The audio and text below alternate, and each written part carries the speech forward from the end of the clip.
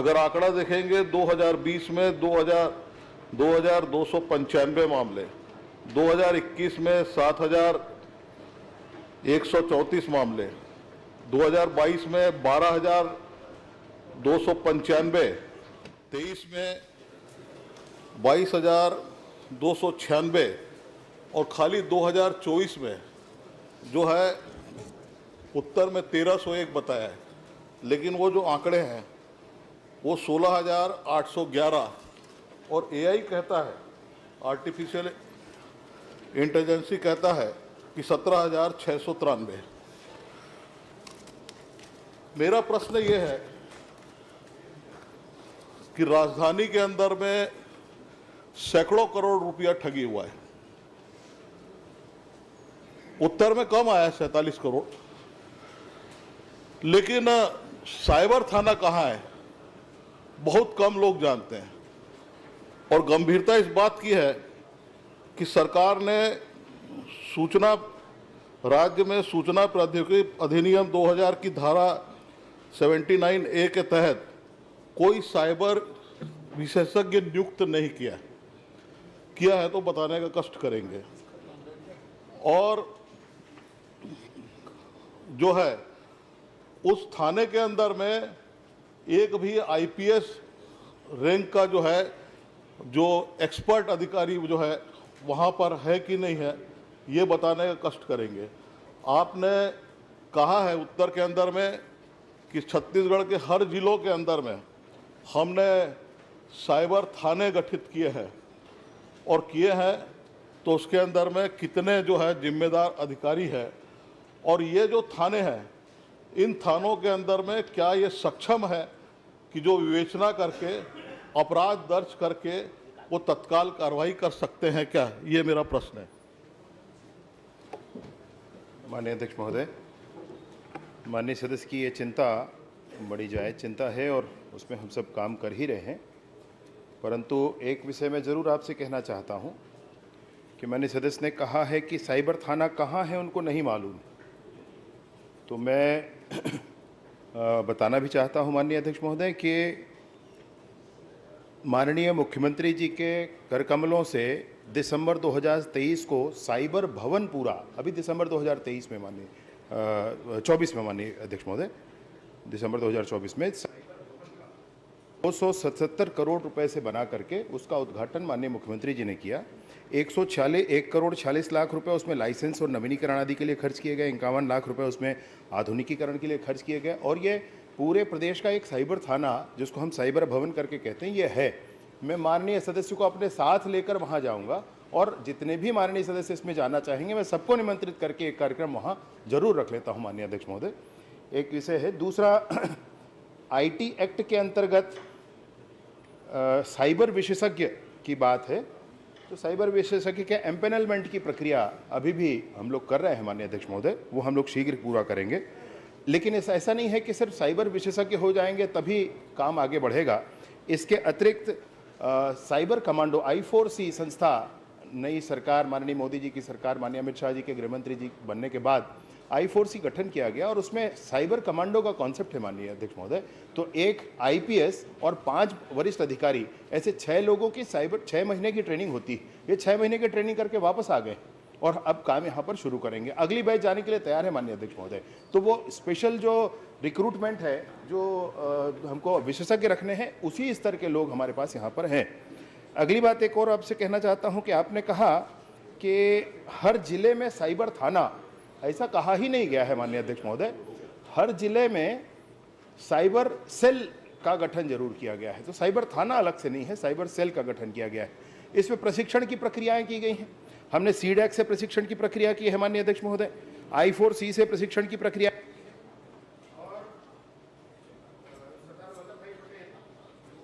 सरदार वल्लभ भाई Patel national police academy, इससे भी प्रशिक्षण की प्रक्रिया की है और ऑनलाइन प्रशिक्षण की प्रक्रिया लगभग हर हफ्ते हर थाने में चलती है। इस तरीके से हम इसमें नॉलेज बेस बढ़ाने के लिए आगे बढ़ रहे हैं और जल्द ही आगे आएंगे। आंकड़े जो आपराधिक प्रकरण दर्ज होने के हैं, मैं माननीय सदस्य से भी कहना चाहता हूं कि AI के टूल पर आप उतना विश्वास ना करें, क्योंकि एआई के टूल पर पहले जिसने भी कुछ बताया होगा वो उसको स्टोर करके उसी को आपको बता देता है। एक ऐसी घटना आप उसमें लें जिसमें आप बताएं कि आज दिनांक को ऐसा ऐसा हुआ, कल कोई और दूसरा उससे पूछेगा तो आपकी घटना को उसमें बता देगा। तो एआई उतने परफेक्शन से अभी काम नहीं कर रहा है, पुलिस के डाटाबेस पर एक्सेस एआई का नहीं है, और इसलिए जो आंकड़ा पुलिस के द्वारा दिया गया, विभाग के द्वारा दिया गया है, कृपया आप उसी को ध्यान करें।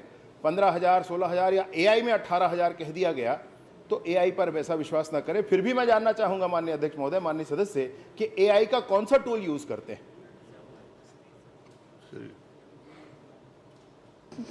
मैंने जो प्रश्न किया उसका जवाब मंत्री जी ने नहीं दिया।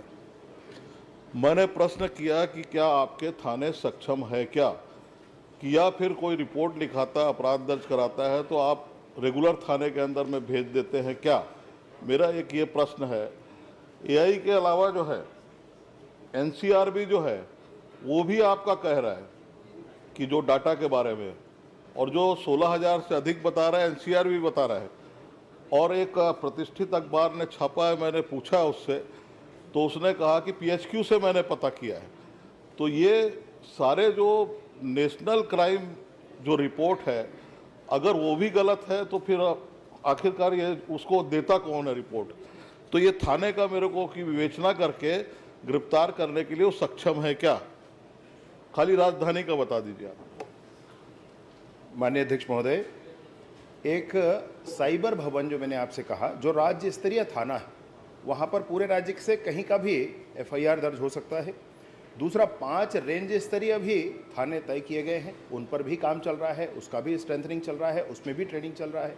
इसके अतिरिक्त 9 और नए साइबर थानों के लिए हमको स्वीकृति मिली है, उसके भी निर्माण का काम चल रहा है। उसके लिए भी हम लोग वैसे पृथक से आईटी सेक्शन वालों की ही एक अलग श्रृंखला बनाने के लिए अलग से इसमें प्रक्रिया करके भर्ती की प्रक्रिया करेंगे माननीय अध्यक्ष महोदय, परंतु अभी डेपुटेशन में लेकर ट्रेनिंग करा करके काम करा रहे हैं, तो ये भी हो रहा है।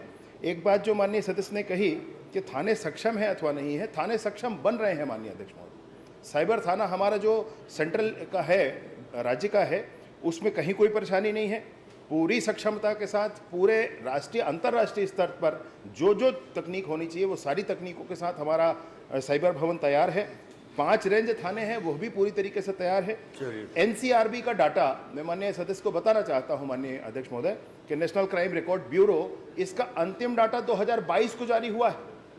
आप एक बार एआई से फिर पूछ लें कि एनसीआरबी का आखिरी डाटा कब जारी हुआ है, आपको बता देगा 2022 से पहले जारी हुआ है। 2022 के बाद एनसीआरबी का कोई डाटा जारी नहीं हुआ माननीय अध्यक्ष। और पत्रकार साथी जिनकी बात माननीय सदस्य कर रहे हैं, मैं निवेदन पूर्वक कहता हूं कि मैं भी मिलना चाहूंगा उनसे। अनुज जी, अगर एनसीआर इसी में मेरा ये प्रश्न ही नहीं पूरा, जो उत्तर दिया इन्होंने, मैंने वही पूछ रहा नहीं, हूँ आपके अध्यक्ष जी, आपके सपोर्ट में बहुत आपने लोग खड़े हैं। अपराध दर्ज करके मैं समय दूंगा अध्यक्ष जी, एक ये बहुत चलिए गंभीर, आप कर लीजिए। आपने स्वीकार किया है उत्तर के अंदर में कि बैंक के कर्मचारी इसके अंदर संलिप्त है, और अपराध दर्ज करने के बाद में आज तक के हमने कितने बैंकों के कर्मचारियों को या अधिकारियों को हमने एफआईआर दर्ज करके जेल के अंदर में डाला, या कितने अपराधियों को अभी तक के जो हजारों की संख्या में आ रहे हैं, कितने लोगों को हमने जेल भेजा है? चलिए। माननीय अध्यक्ष महोदय, माननीय सदस्य का यह प्रश्न भी बहुत ही अच्छा है और सबको ध्यान दिलाने वाला है। मैं ये ज़रूर बताना चाहता हूं कि प्रश्नाधीन अवधि में बैंक के कर्मचारियों पर 7 एफआईआर दर्ज किए गए, 3 प्रकरण दर्ज किए गए हैं। रायपुर जिले में 1 प्रकरण है जिसमें 4 आरोपी हैं, ये उत्कर्ष स्मॉल फाइनेंस बैंक का है। दुर्ग जिले में 1 प्रकरण है जिसमें 1 आरोपी हैं, ये बंधन बैंक वाला है। ये बिलासपुर जिले में 1 प्रकरण है जिसमें 2 आरोपी हैं, कोटक महिंद्रा बैंक के हैं। अतः 7 लोगों के ऊपर एफआईआर करके और उनको जेल डाला गया है माननीय अध्यक्ष महोदय। और ये जो बैंक हैं, इन सारे बैंकों के माध्यम से आगे हम इस प्रक्रिया में भी बढ़ रहे हैं कि अब हम बैंक वालों को भी एकत्रित करके उनके सेल्स टीम को भी बताएंगे क्या करना है।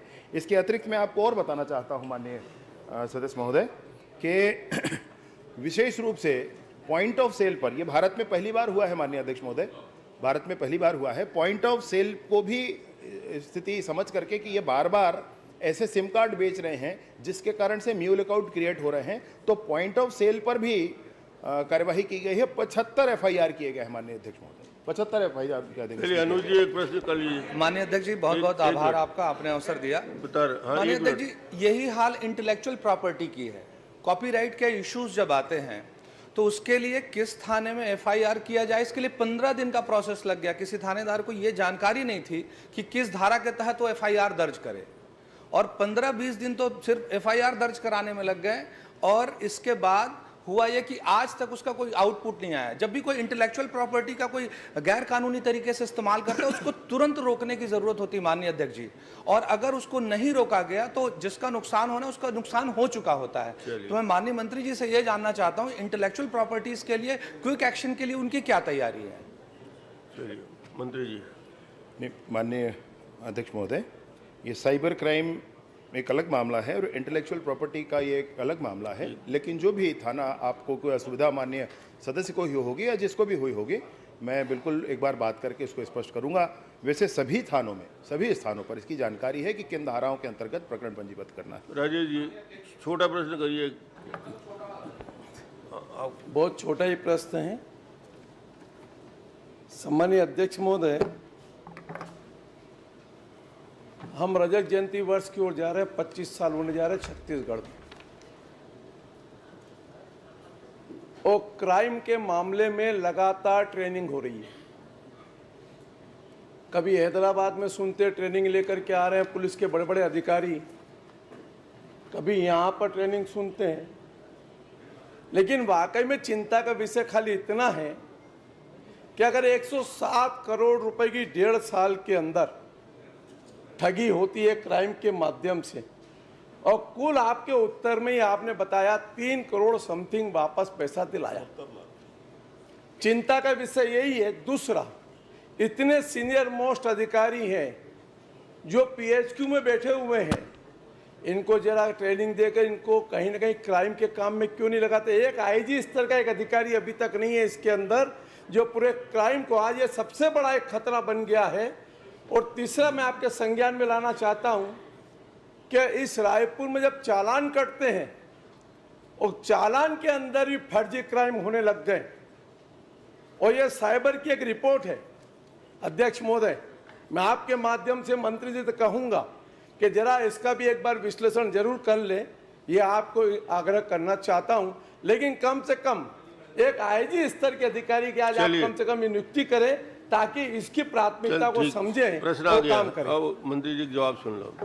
माननीय अध्यक्ष महोदय, माननीय वरिष्ठ सदस्य हमारे, उन्होंने कहा कि 107 करोड़ इसमें जब्त हुए हैं और 3.69 करोड़ उनको वापसी की जा चुकी है।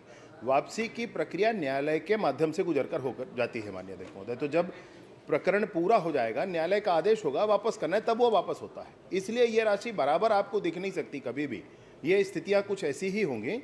इसमें कालांतर में जब आप प्रश्नावधि बढ़ा होगा तो ये पता चलेगा कि भाई इतनी राशि हमने वापस कर दी, कुल मिलाकर ये स्थिति आती है। मैं आपसे निवेदन पूर्वक कहना चाहता हूं कि चालान के संदर्भ में जो भी आपने कहा है, मैं आपसे ज़रूर एक बार मुझे बताइएगा, आप उसमें जो भी संभावना होगी ज़रूर करते हैं। और IG स्तर के अधिकारी की ही नियुक्ति इसमें होती है माननीय अध्यक्ष महोदय, और वो हो रखी।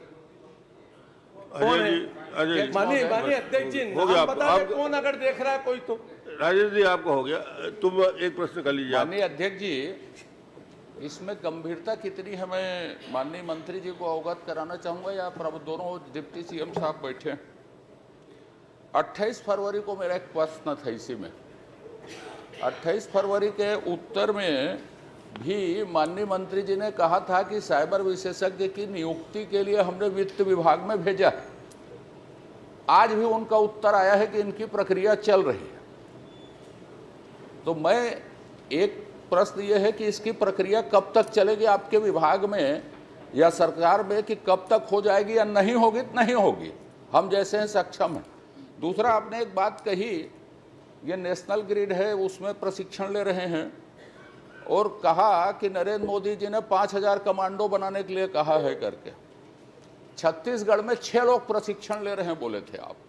तो अभी छत्तीसगढ़ में कितने लोग प्रशिक्षित हो गए, कितने लोगों के प्रशिक्षण का आपका लक्ष्य है, और कितने प्रशिक्षित लोगों को कितनी जगह नियुक्ति दी गई है? दोनों बता दीजिए कि होगा कि नहीं होगा साइबर विशेषज्ञ की नियुक्ति। जवाब मेरी मंत्री जी। 1948 में होगा तुहार 2048 तक हो जाएगी। 2047 तक जब नामो निशान मिट जाइए ट्रिप के लिए तब ले हम कर ले, बोला कोई टेंशन नहीं है। माननीय अध्यक्ष महोदय, माननीय सदस्य का ये कहना, विशेषज्ञों की भर्ती के लिए प्रक्रिया पूर्ण करके आगे बढ़ाया गया है फाइल। माननीय अध्यक्ष महोदय, जैसे भी काम पूरा होता है उसमें कर लिया तो जाएगा। तारीख बताया 28 फरवरी के प्रश्न में भी आपने यही कहा था, जो आज कह रहे हैं वही।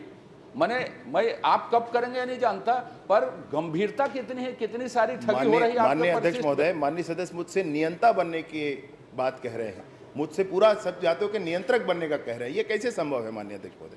प्रक्रिया है, जितनी प्रक्रियाओं के माध्यम से होगा। और कमांडो के ट्रेनिंग के संदर्भ में मैं आपको पहले ही बताया, मैंने माननीय सदस्य सुनील सोनी जी के प्रश्न के उत्तर में इस बात को बताया, शायद आपने ध्यान नहीं दिया। हमारी ट्रेनिंग करके 1+5 मतलब एक IPS और 5 ये आ चुके हैं और नया बैच फिर जाएगा। लेकिन इसमें कोई भी चला जाए ऐसा नहीं है, एग्जाम होता है, एग्जाम में जो पास हो जाते हैं वो लोग जाते हैं। इसलिए कितने जाएंगे, कितनी संख्या होगी, उस पर निर्भर होगा। प्रश्न क्रमांक 2 आपने कितने को ट्रेनिंग दी है? डॉक्टर चरणदास मान जी, मान जी प्रश्न प्रश्न लेंगे। धन्यवाद अध्यक्ष महोदय। मैं विद्वान मंत्री जी हैं, मैं ज़्यादा भूमिका नहीं बांधना चाहता, सीधे सीधे 8-10 प्रश्न करूंगा छोटे छोटे। मंत्री जी, अगला प्रश्न है। हाँ, अगला प्रश्न क्रमांक 2। आप तैयार हो जाएं, परेशान नहीं करूंगा, सीधे सीधे प्रश्न करूंगा। जिनकी प्रतीक्षा थी वो तो है नहीं। इनसे क्या लेना देना, हमसे भी तो कुछ आदर करो।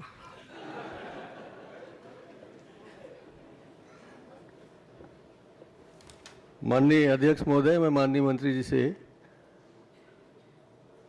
ये जानना चाहता हूं कि प्रधानमंत्री आवास योजना ग्रामीण में जो मार्गदर्शिका इनको मिली है, उस हिसाब से PM आवास पूर्ण कब माना जाता है, ये मैं जानना चाहता हूं कि जिनको 1,20,000 भुगतान हो जाता है उसके बाद, या मनरेगा के 90 दिन की मजदूरी जोड़कर जो 23,490 जोड़ते हैं, या स्वच्छ भारत मिशन के शौचालय निर्माण जिसके लिए आप 12,000 देते हैं। इस तरह कुल 1,55,490 रुपये बनता है, तो इसका भुगतान कर देते हैं, उसके बाद आवास पूर्ण माना जाता है कि बिना मनरेगा और बिना शौचालय बनाए ही मान लिया जाता है? नहीं, आवास की पूर्णता 3 किस्तों में राशि जाती है माननीय अध्यक्ष महोदय, और निसंदेह आवास तो तभी पूर्ण होता है जब ये सारी चीज़ें बन जाएं। परंतु 3 किस्त के बाद हम ये मानते हैं कि आवास अब अंतिम चरण पर है, व्यक्ति को स्वयं काम करना है माननीय अध्यक्ष महोदय, कोई संस्था इसमें जाकर बनाती नहीं, और इसलिए पूर्णता के लिए एक बार और अंतिम परीक्षण होता है। लेकिन 3 किस्त बनने के बाद जो लेंटल लेवल का के बाद किस्त जाता है, जो नरेगा का इनको 90 दिनों का भुगतान भी हो जाता है, और जो इनका स्वच्छ भारत मिशन के अंतर्गत इनको शौचालय दिया वो भी दिया जा चुका होता है, तो इसको पूर्ण माना जाता है। अच्छा, दूसरा एक मुख्य शर्त ये है कि आपको अल्पसंख्यक वर्ग के लिए 15% और दिव्यांगों के लिए 5% सुरक्षित रखना है। क्या आप मुझे बताएंगे कि जितने भी प्रधानमंत्री आवास निर्माण हो रहे हैं उसमें इन वर्गों के लिए सुरक्षित रखा गया है? माननीय अध्यक्ष महोदय, मैं माननीय नेता प्रतिपक्ष जी वरिष्ठ सदस्य हैं, ज़रूर ये बताना चाहता हूँ, ये किसको कितना देना है ये पुरानी सरकार की बात थी, अपने ही लोगों की बात जो सरकार नहीं मानी थी। वर्तमान में विष्णुदेव जी की सरकार है, उन्होंने तो पूरा दे दिया है माननीय, कोई भी शेष नहीं है, कोई भी शेष नहीं है। जितना 2011 की सर्वे सूची था वो पूरा दिया जा चुका है, 2000 आवास प्लस की सर्वे सूची वो पूरा दिया जा चुका है। तो अब यह प्रश्न कहाँ उठता है कि किसको दिया जाए और किसको न दिया जाए? माननीय अध्यक्ष महोदय, ये जिस तरह से पुलिस विभाग वाले किसी की बात सुनते ही नहीं, कभी कभी शायद उसी तरह मंत्री व्यवहार कर रहे हैं। मैं बोल रहा हूं कि अल्पसंख्यक वर्ग के लिए 15% और दिव्यांगजनों के लिए 5%। ये आपके आवास योजना में लिखा हुआ, ये हमारे सरकार का निर्देश नहीं है, ये आपके सरकार का निर्देश है। वो आपने दिया है, पूर्ण हुआ है नहीं हुआ है, इतना पूछना चाहता हूँ।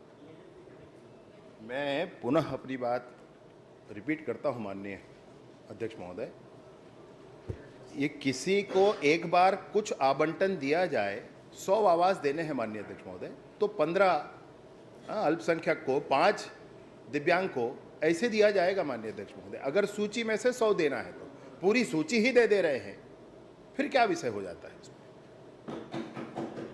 आप छुपा रहे हैं, मैं जान रहा हूँ, मैं इसकी शिकायत ऊपर तक कर सकता हूँ, देखता हूँ करूँगा कि नहीं। दूसरी बात, आपके मुख्यमंत्री जी ने ये घोषणा की थी कि जिन जिन जिलों में प्रधानमंत्री आवास पर पैसे लिए गए हैं उन जिलों के कलेक्टर को निलंबित किया जाएगा।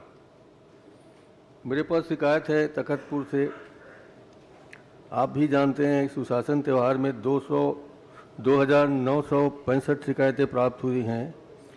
इसमें से कितने पैसे के लेन देन की शिकायत है और कहाँ की, ये बताएंगे? माननीय अध्यक्ष महोदय, माननीय मुख्यमंत्री जी विष्णुदेव साय जी, उनकी सरकार में सुशासन है और सुदर्शन भी है। बड़े बड़ों को नहीं छोड़ा गया माननीय अध्यक्ष महोदय, तो किसी और की तो बात ही नहीं। मैं निसंदेह ये कहना चाहता हूं कि कोई विशेष जानकारी माननीय वरिष्ठ सदस्य के पास, माननीय नेता प्रतिपक्ष जी के पास हो तो अवश्य उपलब्ध कराएं। विशेष जानकारी ये है कि आपके और मुख्यमंत्री जी के, हमारे अध्यक्ष जी के ज़िले में कबीरधाम में प्रधानमंत्री आवास योजना से बैगा परिवारों से अवैध वसूली के संबंध में जानकारी है। और आपका जिला और मेरा जिला भी वैसी है। दूरभाष से आवास मित्रों ने आपको फ़ोन किया है कि हाँ पैसे की वसूली की गई है। उसी तरीके से तखतपुर के पंचायत के माध्यम से आपको शिकायत कराया गया है, जो सांसद पूर्व हमारे उप मुख्यमंत्री जी का क्षेत्र है। तो ये तीनों ज़रूरी जगह हैं जहाँ से शिकायतें आई हैं। तो क्या इन सब जगह के कलेक्टर आप सस्पेंड करने जा रहे हैं? इसमें जो जिला कबीरधाम के कुकदुर क्षेत्र का ये विषय आया है माननीय अध्यक्ष महोदय, उस पर जांच भी चल रही है। और माननीय सदस्य बता रहे हैं तखतपुर जो क्षेत्र है, माननीय उप मुख्यमंत्री जी का क्षेत्र है, मैं उसकी भी जानकारी एकत्रित करके उस पर भी जांच करा लेते माननीय अध्यक्ष महोदय, उसमें कोई संशय नहीं। गड़बड़ जो करेगा उस पर काम किया जाएगा। चलिए आप पूछ लीजिए। 1 मिनट, आपका तो हो गया। कहाँ हुआ सर? अच्छा, अभी 3-4 ही हुए हैं। मनरेगा में 100% राशि आपने नहीं दी है बनाने के लिए, ऐसे बहुत सारे उदाहरण मेरे पास हैं। माननीय मंत्री जी, इधर देखिए ना ज़रा।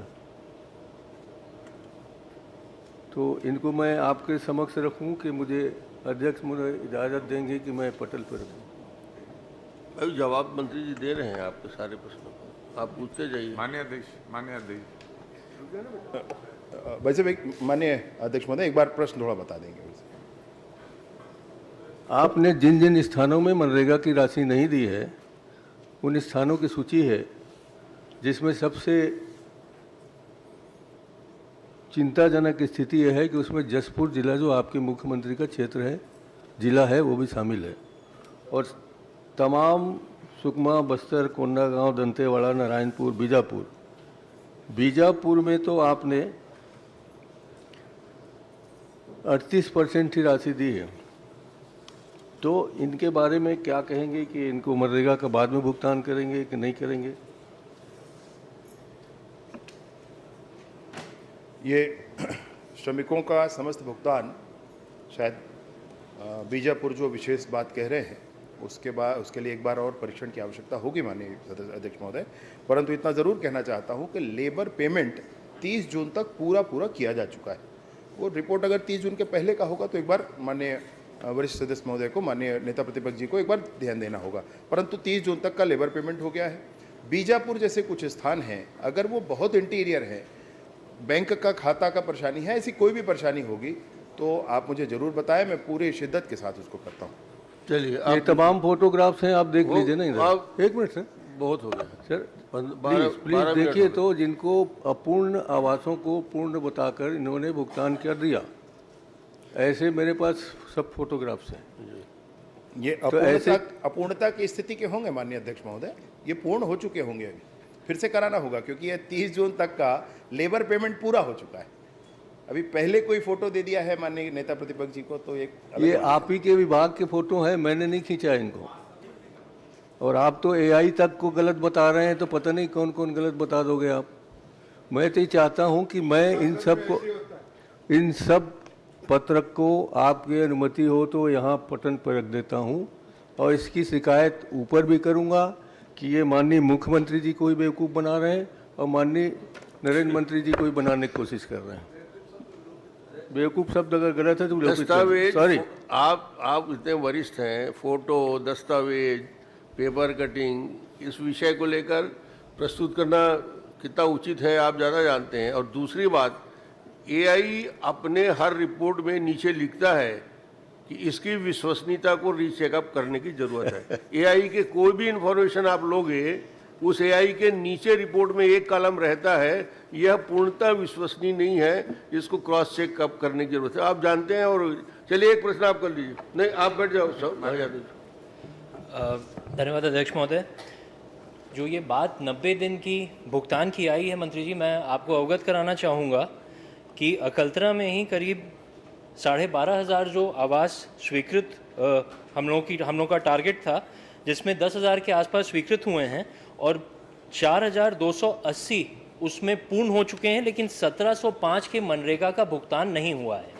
और मैं आपके संज्ञान में भी लाना चाहूँगा इस सवाल के साथ कि इसमें वर्क कोड जनरेट नहीं हो रहा है, जो बहुत बड़ी समस्या है, जिसकी वजह से ये टारगेट जो हमें नंबर का दिख रहा है, इसके अलावा भी लोगों का भुगतान नहीं हो रहा है और इस बहुत विषम परिस्थिति है। तो आपसे निवेदन करना चाहूँगा कि इसका परीक्षण भी करा लें और ये कब तक भुगतान हो पाएगा, वर्क कोड जनरेट होकर, इसका भी आप जवाब देने की कृपा करेंगे। माननीय अध्यक्ष महोदय, माननीय सदस्य अकलतरा के संदर्भ में कह रहे हैं, मैं ज़रूर बताता हूँ उस विषय पे, लेकिन मुझे बड़ा कष्ट हुआ है माननीय अध्यक्ष महोदय, बड़ा दुख हुआ है।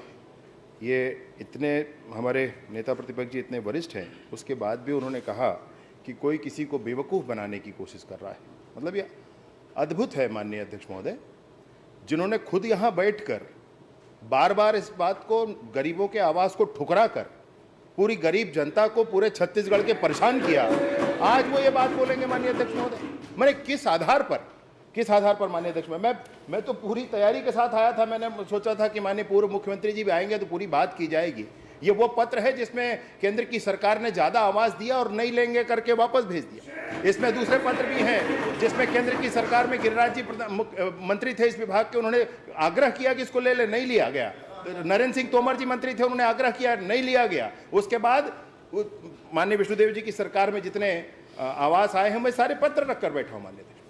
और इन सारी बातों के बाद आज जब मुख्यमंत्री विष्णुदेव साय जी की सरकार में पूरे के पूरे 100% आवास स्वीकृत, पूरे 2011 की पूरी सूची, आवास प्लस की पूरी सूची, उसके बाद 31 लाख नए आवासों का सर्वे ये किया जाए, तब कोई सदन में माननीय नेता प्रतिपक्ष जी इतने वरिष्ठ होकर अगर यह कहें कि कोई किसी को बेवकूफ बनाने की कोशिश कर रहा है, तो मैं यही कहूंगा, जनता को बेवकूफ बनाया गया था माननीय अध्यक्ष, जनता को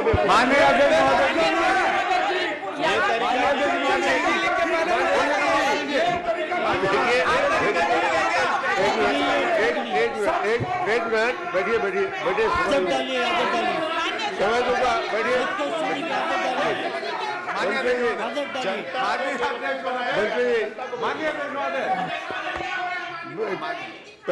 पहली बात तो,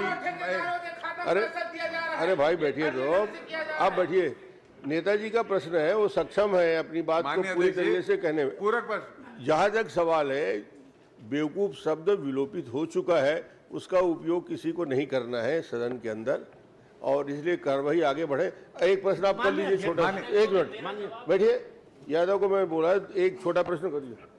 माननीय अध्यक्ष महोदय, आपके माध्यम से इस बात की स्पष्टता चाहता हूं कि विकलांग, जो हमारे विकलांग भाई हैं, उनके लिए कोई कोटा है क्या? दिव्यांग भाइयों के लिए हम ठीक है, दिव्यांग भाइयों के लिए कोई कोटा है क्या? उसकी कोई स्पष्टता ये दे पाएंगे क्या, कितने लोगों को दिया गया? एक मिनट, मेरी पूरी बात होने दीजिए। अल्पसंख्यक भाइयों के लिए कोई कोटा है क्या, उसकी कोई स्पष्टता दे पाएंगे क्या? और लास्ट कि इन्होंने कितनी घोषणा, कितनी शहरी आवास की घोषणा की थी और कितने का ये टेंडर कर चुके हैं, या कितने की प्रक्रिया इन्होंने आगे बढ़ाई है, कितने लोगों को मकान ये देने जा रहे हैं शहर में? क्योंकि 18 लाख आवास के होर्डिंग्स तो दिखते हैं, लेकिन शहर में कोई फंड आता हुआ नहीं दिखता। प्रधानमंत्री उद्भूत नहीं होता, जो आप जवाब देना दे दीजिए। माननीय अध्यक्ष महोदय, माननीय सदस्य अगर मुझसे शहरी आवास का कहेंगे तो मैं कैसे बता सकता हूँ इसको? माननीय सदस्य को आपको समझना होगा। चलिए क्रमांक 3 मोले जी, चलिए बैठिए। मोले जी। माननीय अध्यक्ष महोदय, मनरेगा योजना के अंतर्गत केंद्र सरकार तथा राज्य सरकार में 1 अप्रैल 24 से जून 25 तक कितनी राशि व्यय किया गया, कितना शेष तथा किन किन मदों में खर्च किया गया? आपने मजदूरी और सामग्री का मद बताए, और मेरा पूछने का आशय है कि क्या पक्का गली निर्माण, स्कूल भवन निर्माण, आंगनबाड़ी भवन निर्माण, पक्का नाली निर्माण, अहाता निर्माण और मरघर से निर्माण, मेरा आशय है इस आशा में आप जानकारी देना चाहें तो अच्छी बात होगी कि सामग्री में तो आपने खर्च किया, मजदूरी में बता दिया, तो इन मदों के लिए क्या आपने राशि स्वीकृति की है प्रदेश में कि नहीं की है, मैं जानना चाहता हूँ। माननीय अध्यक्ष महोदय। मोहले जी सबसे वरिष्ठ हमारे विधायकों में से हैं, बहुत अनुभव है, तो इनके मोहले जी का एक एक प्रश्न का जवाब आपको देना है। मैं बाहर में भी पूरा इनके प्रश्नों का जवाब देता हूँ मैं। और कुछ प्रश्न भैया ऐसे करते हैं कि मेरे को भागना पड़ता है। माननीय अध्यक्ष महोदय, बाहर वाला जो प्रश्न इनका है तो भाग जाना पड़ता है।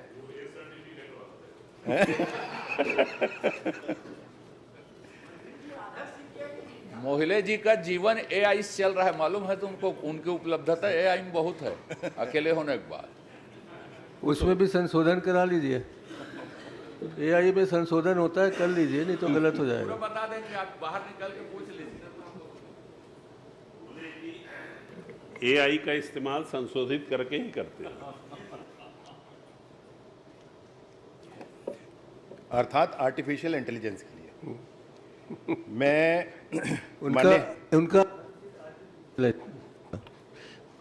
उनका हर चीज आर्टिफिशियल है, ध्यान रखिएगा। आप भ्रम में हो, कोई चीज आर्टिफिशियल इनका नहीं है, भ्रम में हो आप। माननीय अध्यक्ष को मेरे बात मालूम है, मैं आर्टिफिशियल।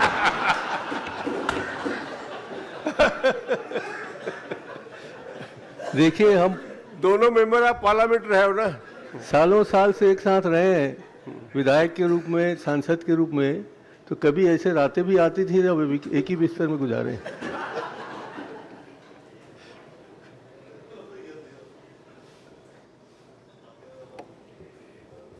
इसीलिए ऐसे प्रश्नों और बातों से थोड़ा बच के रहना है। माननीय अध्यक्ष महोदय, कहना चाहता हूं कि माननीय वरिष्ठ हमारे सदस्य ने जो प्रश्न किया है उसका समुचित उत्तर वैसे इसमें है। नरेगा में तो मद ही, मजदूरी, सामग्री और प्रशासनिक 3 ही मद हैं माननीय अध्यक्ष महोदय। उन्हीं मदों के आधार पर पूछा गया था और उन्हीं मदों के आधार पर जानकारी दी गई है। लेकिन फिर भी अगर माननीय सदस्य कहते हैं कि उनको कार्यों के आधार पर जानकारी अगर उपलब्ध कराना है तो मैं ज़रूर उपलब्ध करा दूंगा माननीय अध्यक्ष महोदय। इसमें जो विषय है कि कार्य की संख्या भी एक कॉलम में दिया गया है। तो वित्तीय वर्ष 2024-25 में इस सैकड़ा 7,15,453 कार्य और अभी 6 महीने में 3,49,587 कार्य, यह कार्य भी इसके अंतर्गत दिए गए। बाकी व्यक्तिमूलक कार्य हैं या अन्य कार्य हैं, वो आप जैसा बताएंगे वो मैं करवाता हूँ। फिर आशय पूछने का है, आवास निर्माण में आप मनरेगा का राशि का उपयोग कर रहे हैं और अन्य में आपका, फिर मैं बोल रहा हूँ, चाहे आपका आंगनबाड़ी भवन हो, चाहे सीसी गली हो, पक्का नाली निर्माण हो, मरघर से निर्माण हो, ये आपने दूसरे प्रश्न में आपने बता दिया कि प्रतिबंध नहीं है, तो मेरा कहने का मतलब है जब प्रतिबंध नहीं है तो प्रदेश में ये स्वीकृति नहीं की जा रही, या तो मैं उदाहरण के लिए मुंगेली जिले में, तो क्या इसको आप भविष्य में स्वीकृति करेंगे या क्यों नहीं किए हैं, ये बता दें। माननीय अध्यक्ष महोदय, जैसे कि पिछले प्रश्न में ही स्पष्ट हुआ था कि पिछली सरकार ने प्रधानमंत्री आवास की तरफ बिल्कुल ध्यान नहीं दिया था और काम ही नहीं किए थे, और इसलिए इस सरकार में गरीबों के आवास को बनाने के लिए बहुत प्रयास करने की ज़रूरत पड़ रही है। अभी मैं आपसे बताना चाहता हूं कि कुल मिलाकर 14 लाख आवासों की स्वीकृति, नई स्वीकृति, माननीय अध्यक्ष महोदय, 14,30,000 नए आवासों की स्वीकृति दी गई। प्रत्येक आवास के पीछे 90 दिनों का कार्य दिवस है। कुल आवंटित कार्य दिवस से अधिक कार्य दिवस इसके लिए हो जा रहा है, लेकिन माननीय मुख्यमंत्री जी ने केंद्र में बात की है और शीघ्र ही हमको नया और आवंटन इसमें मैन डेज के लिए मिल जाएगा। मैन डेज के लिए आवास मिल जाने के बाद कोई आवश्यक विषय ही नहीं है कि ना हुआ हो कार्य, सारे कार्य पूरे किए जाएंगे। माननीय अध्यक्ष महोदय, मैं क्या आप उसी को मैं फिर प्रश्न पूछना चाहता हूँ, तो उसमें आपने स्वीकृति किया कि नहीं प्रदेश में? नहीं, अधोसंरचनात्मक काम है माननीय अध्यक्ष महोदय। तो वर्ष 2024-25 में 2147 अधोसंरचना के काम और वर्ष 2025-26 में भी 1296 अधोसंरचना के कार्य किए गए।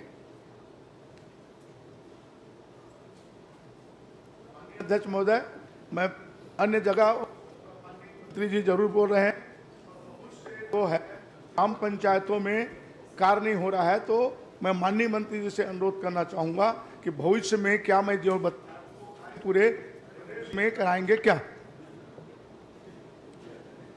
माननीय अध्यक्ष महोदय, माननीय वरिष्ठ सदस्य जी हैं, इनका दिया हुआ काम पूरा ना होकर कैसे जिया जा सकता है, अतः इनका दिया हुआ कार्य बहुत बढ़िया हमेशा पूरा होगा। अध्यक्ष महोदय, अध्यक्ष महोदय, हो गया भाई, जवाब इससे बड़ा और क्या आएगा। लता जी।